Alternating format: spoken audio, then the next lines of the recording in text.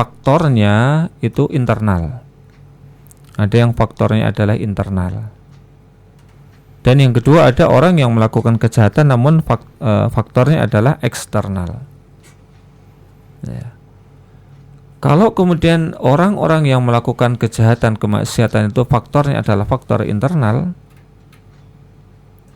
artinya dia melakukannya itu dengan kesadaran, kemudian muncul dari dirinya sendiri, maka orang yang semacam ini ketika ada faktor eksternal yang sebetulnya itu bisa mengurangi kemaksiatannya, ini tidak begitu banyak pengaruhnya. Nggak begitu banyak pengaruhnya. Ya. Kenapa? Dia fokusnya kepada dirinya sendiri. Biarinlah ada iming-iming kayak gini, ada iming-iming kayak gitu, dia nggak kepingin. Ya.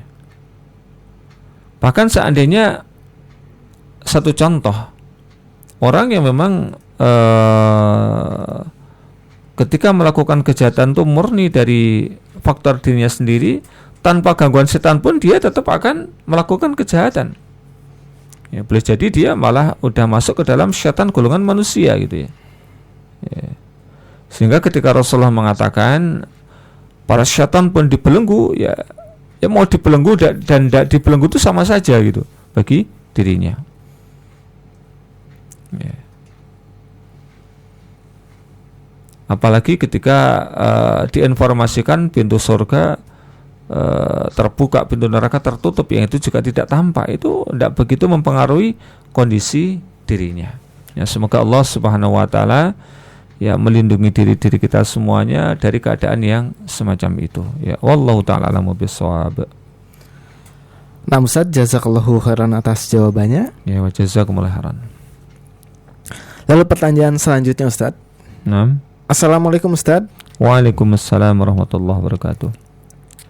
Dahulu saya pernah meninggalkan puasa Ramadan setengah bulan, kurang lebih 15 hari.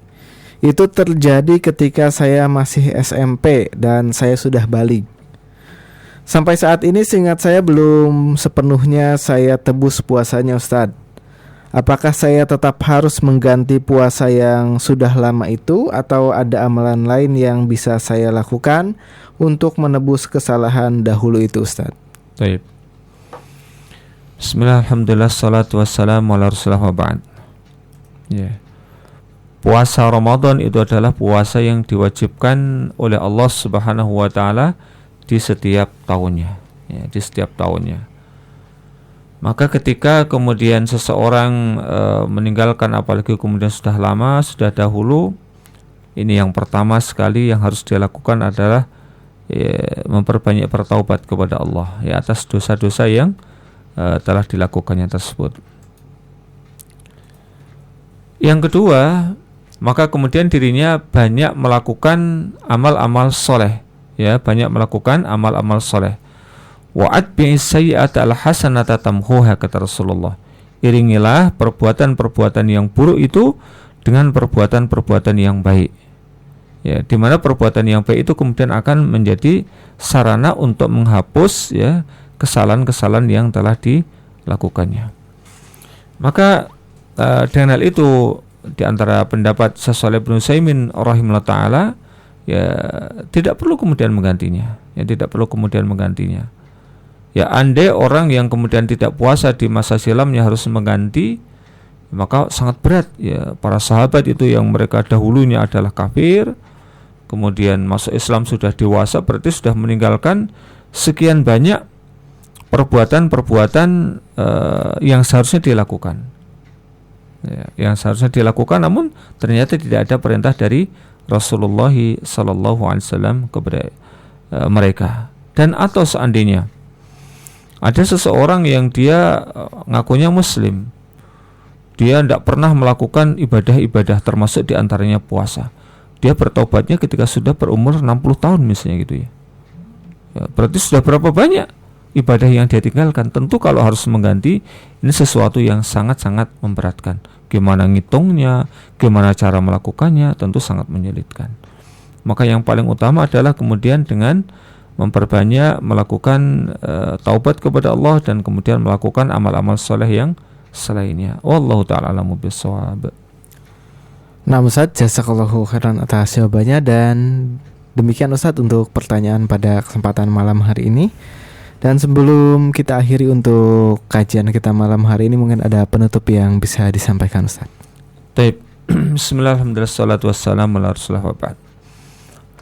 Sekedar menggarisbawahi dari apa yang telah kita sampaikan di muka, ya, dengan beberapa ilustrasi yang sudah kita sampaikan, dan kemudian beberapa motivasi yang disampaikan oleh Rasulullah SAW, maka monggolah mari kita kemudian berupaya untuk introspeksi diri, ya, untuk menilik kembali kesiapan ruhiyah kita, kesiapan mental kita, ya, untuk menghadapi datangnya bulan Ramadan ini. Karena sesungguhnya tidak ada satupun syariat yang Allah Jalla wa'ala tetapkan, wajibkan kepada para hambanya, kecuali, ya, syariat tersebut pasti akan mendatangkan kebaikan akhiratnya, dan terkadang dunianya pun demikian, ya.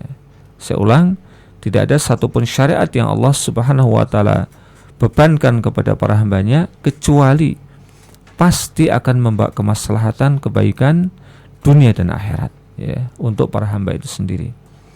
Dan Allah tidak butuh kita semuanya mau ibadah kepada Allah dengan ibadahnya, dengan kualitas ibadahnya para nabi, tidak akan menjadikan Allah lebih mulia. Allah sudah mulia.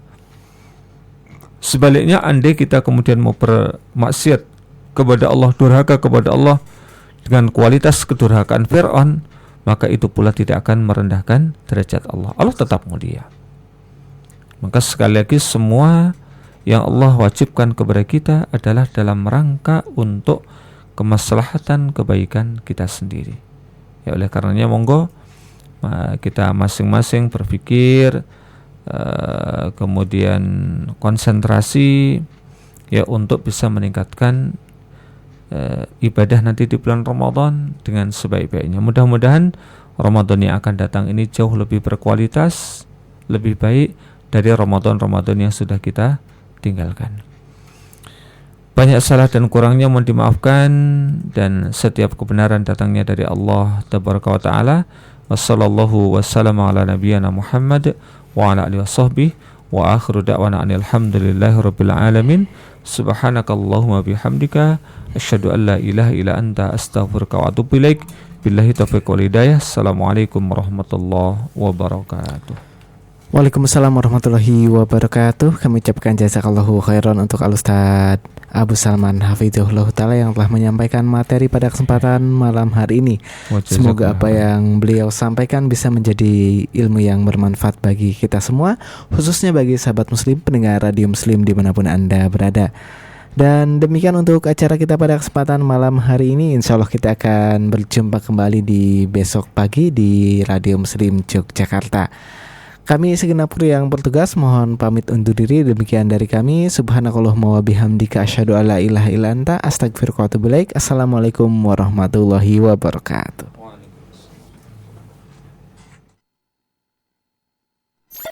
Saat ini Anda masih bersama kami 1467 AM Radio Muslim, memurnikan akidah, menebarkan sunnah. Dengerin acara unggulan kami, Murotal Al-Quran. Tabarakalladzi biyadihil mulku wa huwa ala kulli syai'in qadir. Kajian Islam. Hendaknya Anda betul-betul memperhatikan waktu Anda.